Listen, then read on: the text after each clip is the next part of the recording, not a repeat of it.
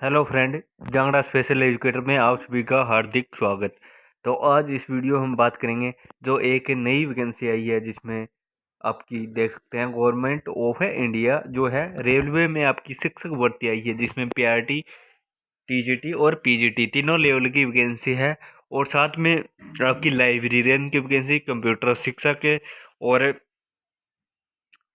और भी आपकी शारीरिक शिक्षक के बहुत सारे टीचर की आपकी वैकेंसी है। तो आप वीडियो के अंत तक आप जरूर बने रहना। और साथ में जो विशेष शिक्षा में अगर आपने डीएड बीएड कर रखा है, क्या वो इस परीक्षा में एलिजिबल होंगे या नहीं होंगे, तो उस पर भी हम बात करेंगे। तो वीडियो के अंत तक आप जरूर बने रहना। ये आप देख सकते हैं government of India ministry of railway recruitment आपका जो है बोर्ड है जिसका नंबर है 07/24। आगे देखते हैं। तो आपकी जो है एग्जाम डेट, जो फॉर्म भरने की आपकी तारीख दे रखी है, सबसे पहले आप देख सकते हैं 7/1/2025। तो 7 तारीख से आपके जो है फॉर्म स्टार्ट हो चुके हैं और लास्ट डेट है आपकी फॉर्म भरने की 6/2/2025। तो 6 फरवरी आपकी लास्ट डेट है। तो आगे हम देखते हैं क्वालिफिकेशन और कौन कौन से विषय में कितनी पोस्ट हैं, उस पर भी हम बात करते हैं। और आपकी एज क्या रहेगी इसमें, आपकी एज 18 से 48 साल के बीच है आप, तो इस परीक्षा में आप आवेदन कर सकते हैं। आगे और आपको सिलेबस क्या रहेगा सब बताया जाएगा और साथ में एग्ज़ाम कब होगा वो भी आपको बताया जाएगा। वीडियो के अंत तक आप ज़रूर बने रहना। ये आपकी एज दे रखी है 5 साल, आपको छूट दे रखी है, आप देख सकते हैं SC ST 48 5 ईयर आपको जो है छूट दे रखी है। तो 48 साल है यहाँ पे, अगर 18 से 48 के बीच में है तो आप आवेदन कर सकते हैं। और फीस क्या रहेगी फॉर्म, उस पर भी हम बात करेंगे। बहुत लंबा ये जो है नोटिफिकेशन है, आप देख सकते हैं 110 पेज का नोटिफिकेशन है। इसमें आपको सभी चीज़ें बताई जाएगी। अगर आप जनरल कैंडिडेट हैं और आप OBC से हैं तो आपकी जो है फॉर्म फीस 500 रुपये रहेगी। अगर SC ST और PWD है तो 250 रुपये आपकी फीस रहेगी। और आप अगर आपने एग्ज़ाम देने के बाद आपके 400 रुपये वापस भी हो जाएंगे। इस फॉर्म भरते समय आपको जो है अपने अकाउंट नंबर भी डालने होते हैं। तो जैसे ही आप फाइनल एग्ज़ाम होगा उसके बाद 400 रुपये आपके वापस आ जाएंगे। 500 रुपये अभी लगेंगे, पहले 500 रुपये लगेंगे और अगर आपने पेपर दिया तो 400 रुपये वापस आ जाएंगे, अगर नहीं दिया तो नहीं आएंगे। और 250 रुपये आपकी जो है SC ST की फीस है। आगे देखते हैं हम वैकेंसी क्राइटेरिया पर बात करते हैं, क्या आपकी जो है क्वालिफिकेशन है। और PRT TGT PGT ये आपका जो है सिलेबस है, आप देख सकते हैं बहुत अच्छा सिलेबस दे रखा है सभी का, जिसमें ये PRT TGT PGT तीनों का मैं आपको बता देता हूँ। जो है प्रोफेशनल जो एबिलिटी है, जो 50 क्वेश्चन आपकी जो है टीचिंग के आएंगे PRT में। और उसके बाद जनरल अवेयरनेस जीके है आपका 15 नंबर का। उसके बाद रीजनिंग 15 नंबर की है। उसके बाद मैथ आपकी 10 नंबर की है और साइंस आपकी 10 नंबर की है। टोटल 100 नंबर का आपका पेपर होगा और नेगेटिव मार्किंग रहेगी आपकी 1/3। तो ये आपका पैटर्न है। और जो है ये PRT TGT में आपको बता देता हूँ सब्जेक्ट के आपके 50 क्वेश्चन आएंगे और बाकी ये जो है एबिलिटी 50 क्वेश्चन इसके आएंगे। तो इसी प्रकार जो है PGT में रहने वाला है, तो आपके सब्जेक्ट के अनुसार रहेगा। तो आगे हम देखते हैं योग्यता आपकी क्या रहने वाली है इसमें, क्या स्पेशल एजुकेशन वाले भी इस जो है वैकेंसी में आवेदन कर सकते हैं या नहीं कर सकते हैं, उस पर भी हम बात करेंगे।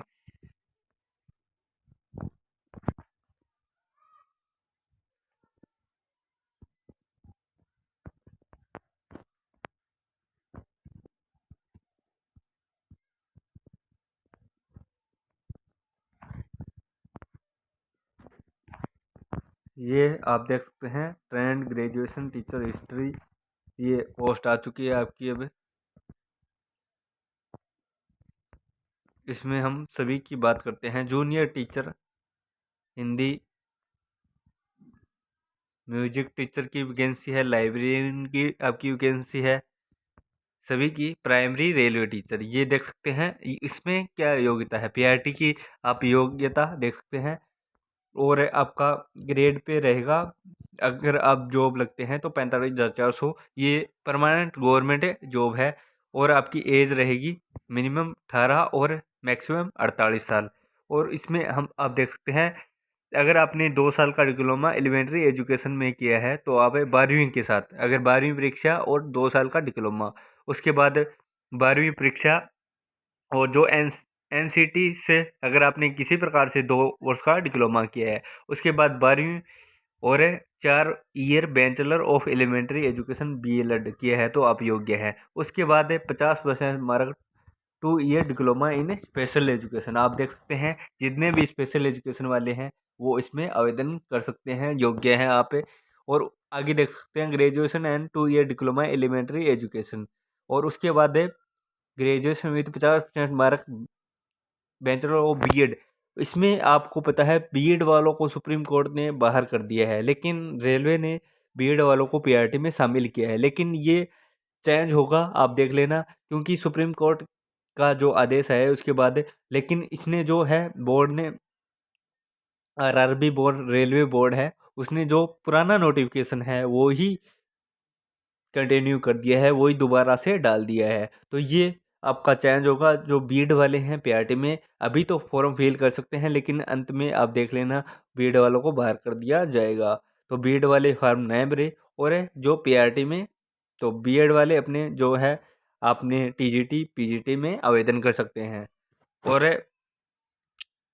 आप आगे जो है passing in teacher eligibility test, आपके पास जो पेपर 1 है पीआरटी में, पेपर 1 टीजी सीटेट है पेपर 1, अगर आपने पास किया है तो आप बढ़ सकते हैं।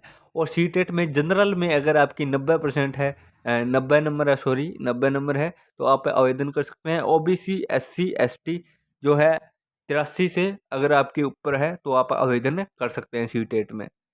तो ये टेट है अनिवार्य है, अगर आपके पास टेट अनिवार्य है नहीं है तो आप आवेदन नहीं कर सकते हैं। अगर आप अपेयरिंग में हैं तो आप आवेदन नहीं कर सकते हैं बीएड बीएसटीसी के अपेयरिंग में। इसमें जो है डिग्री कंप्लीट है मांगी जाती है। और आप आपको टीजीटी का मैं बता देता हूँ। टीजीटी में आपके पास बीएड और बीए बीएड मांगा जाता है और सीटेट पेपर 2 मांगा जाता है। बाकी क्वालिफिकेशन सेम रहती है, सिलेबस मैंने आपको बता ही दिया बीएड का। और पीजीटी में भी वही सेम है, अगर आपने एमए और बीएड किया है तो आप पीजीटी में एलिजिबल है। पीजीटी में आपको बता देता हूँ कि पीजीटी में कोई भी टेट नहीं मांगा जाता, ओनली टेट मांगा जाता है पीआरटी और टीजीटी दोनों में। सीटेट पेपर पीआरटी में सीटेट पेपर 1 और टीजी टीजीटी में सीटेट पेपर 2 मांगा जाता है। पीजीटी में कोई पेपर नहीं मांगा जाता है। तो पीजीटी में आपने बीएड किया है, एमए किया है तो आप आवेदन कर सकते हैं। और पीआरटी मैंने आपको बता दिया है। और ये आपको सिलेबस सेम रहने वाला है, सब कुछ मैंने आपको बता दिया है। अब आप जो है सबसे पहले अगर आप फॉर्म भरोगे तो सबसे पहले आपको जोन सेलेक्ट करना होगा। अगर आप जोन सही से सिलेक्ट नहीं करते हैं तो आप रेस से बाहर हो जाएंगे पहले ही, क्योंकि आपको पता है हर जोन में वैकेंसी नहीं है। किसी जोन में पीआरटी की वैकेंसी ज़्यादा है, किसी में कम है, किसी में है ही नहीं। तो अगर आपने जिसमें आप पोस्ट के लिए आवेदन कर रहे हो उस जोन आपने चुन लिया है तो उसमें पोस्ट नहीं है तो आप ऐसे ही बाहर हो जाएंगे। तो सबसे पहले आपको जोन चुनना है, एक ही जोन आप चुन सकते हैं, ज़्यादा जोन सेलेक्ट नहीं कर सकते हैं। अगर आपने पहले ही गलती कर दी है, जोन है, अगर आपकी पीआरटी की सीट किसी जोन में है नहीं, अगर आपने वो जोन चुन लिया है तो आप ऐसे ही बाद में आपको नया कुछ मौका दिया जाएगा, नया कुछ आपको कर सकते हैं। तो ये आपको सबसे पहले ध्यान रखना है। तो जोन वाइज वैकेंसी आप देख सकते हैं प्रयागराज, जिसमें teacher, graduation teacher, computer, librarian, तीनों की जो है पोस्टें आप की दे रखी है। इसमें प्राइमरी रेलवे टीचर सभी की पोस्टें हैं। तो आप प्रयागराज, और सबसे ज़्यादा मैं बता देता हूँ पीआरटी की वैकेंसी है बिलासपुर जो है छत्तीसगढ़ में। पीआरटी की अच्छी पोस्टें हैं, टीजीटी की भी पोस्टें हैं और पीजीटी की भी पोस्टें हैं। तो सबसे ज़्यादा पोस्टें वहाँ हैं और कंपटीशन भी वहाँ कम रहने वाला है। तो सबसे पहला आप जो है बिलासपुर को, अगर आप पीआरटी से हैं तो पीआरटी की अच्छी पोस्टें हैं, 30 पोस्टें हैं शायद, 24-25 पोस्टें हैं पीआरटी की, और टीजीटी की भी अच्छी पोस्टें हैं और पीजीटी की। तो बिलासपुर आप लगा सकते हैं। उसके बाद अच्छी पोस्टें हैं मुंबई में, पीआरटी की मुंबई में लगभग अच्छी पोस्टें इंग्लिश की भी है और हिंदी टीचर की भी है। तो वहाँ पीआरटी वाले दूसरी आप को लगाना है तो मुंबई आपका जो है जोन मुंबई लगा सकते हैं, प्राथमिक के बिलासपुर, और उसके बाद मुंबई लगा सकते हैं आप। उसके बाद आप गुवाहाटी लगा सकते हैं, गुवाहाटी में भी पीआरटी की अच्छी पोस्ट हैं। और उसके बाद आप चेन्नई लगा सकते हैं।